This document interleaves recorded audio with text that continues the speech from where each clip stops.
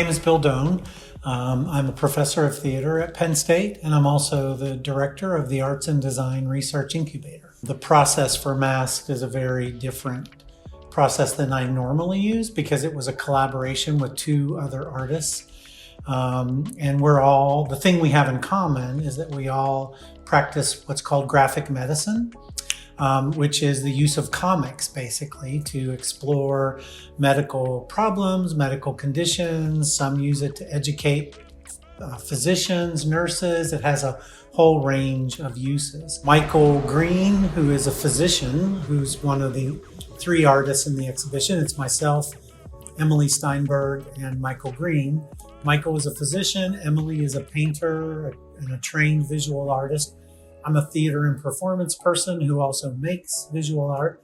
And so what happened was we had collaborated on various things before, and suddenly COVID made face-to-face work and collaboration impossible, right?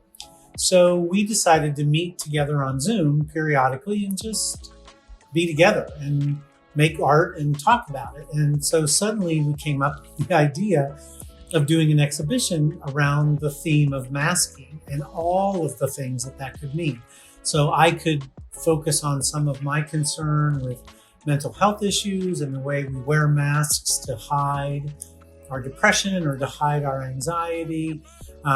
Emily had been making a whole series of drawings that were kind of a parody of the fact that we all had to mask. And so she took it to the extreme. What would it be like if your mask was made of hair? What would it be like if you're right? And Michael, similarly as a physician, was both interested in the fact that he has to wear a mask all the time, has forever as a doctor.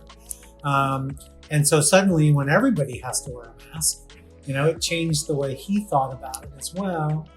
And he was also thinking about the ways in which we mask our feelings. I was also interested in the history of masking in the theater because we've been wearing masks since the ancient Greeks or before in the theater. And so, we were looking at sort of all of those ways in to the question around masking or the questions around masking. Art therapy is a discipline that's been around for a while now. It's one of the newer disciplines in art. But I think that we know through all kinds of research, scientific research and social scientific research, music can have such a positive effect on the brain. I'm involved with some psychologists, and we're doing research on how drawing can relieve anxiety or be an intervention tool in anxiety. Dancers talk about how, feeling the music and embodying that choreography brings them balance, brings them health. So there were a lot of things that we knew because artists told us, art makes me feel better. It'll make you feel better too. But we've also brought science to bear on that, to do the research and to find the evidence for it. As humans, right, when we collaborate together creatively or we become part of an artistic community, whether it's for a theater production or a concert, that feeling of belonging, I think there's also a lot of evidence that the arts have a big impact on public health, right, and the health of a community. I think all the pieces, including the mask, the three-dimensional masks that I made, they all incorporate text. And that came from this shared background we have in the graphic medicine movement, which is it's like making comics, right? But it could also be a graphic novel or it could be a memoir, but it's that combination of image and text, thinking and believing that a different kind of power comes, that the image takes the major responsibility for telling the story, and then the text tries to enhance that, right? That's one of the sort of principles behind comics making. I'm kind of a multimedia artist, right? But for me, there's always the possibility that some performance will come out of it, right? That's that theater background, right? And for the last 7 or 8 years, I have been basically making performances around my drawings. whether mostly around the mental health drawings, right? I've done a piece called Frozen in the Toilet Paper Aisle of Life, which is about living through panic attacks. I made a performance piece about my sister who suffered a severe traumatic brain injury and died 2 years after the injury. And all of those were at the center of the performances were drawings, right? So the text for me either comes as spoken word in performance, or some projects I'll just set out to do it as a visual narrative, right? Because I hope to get it published somewhere in a journal or a magazine. But I think somewhere always in the back of my mind is the possibility of a performance. Because I think by nature, I'm a storyteller, whether it's in performance or whether it's on the page.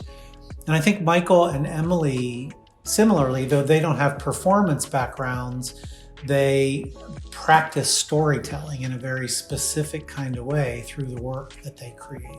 We had such a great experience collaborating with each other, even though it was primarily over Zoom, right? But then when we finally first mounted the exhibit at Hershey Medical, we were able to physically come together after a year, I think, of working.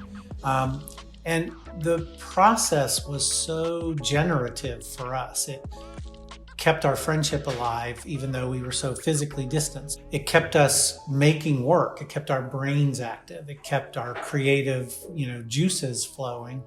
And then when we were able to physically be together with the exhibit, we could kind of share in the joy of that, right? And our hope was that people would also feel that in the pieces, like, oh, this is kind of serious stuff, but they clearly had fun making this work.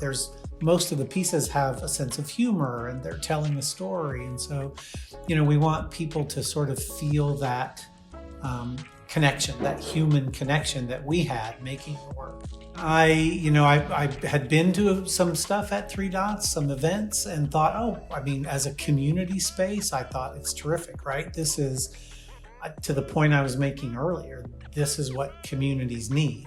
A place where people can gather around art, whether it's art that's already been made or whether it's the process of making the art and kind of celebrating that creativity. When Erica reached out, I was thrilled. I thought, we would love to have another opportunity to show this work, knowing that the folks that come downtown to the space were going to be probably a very different audience than what we were seeing on campus. So, and anything that hopefully can contribute to the success of Three Dots and kind of the continuation of this sort of community presence, we were all in.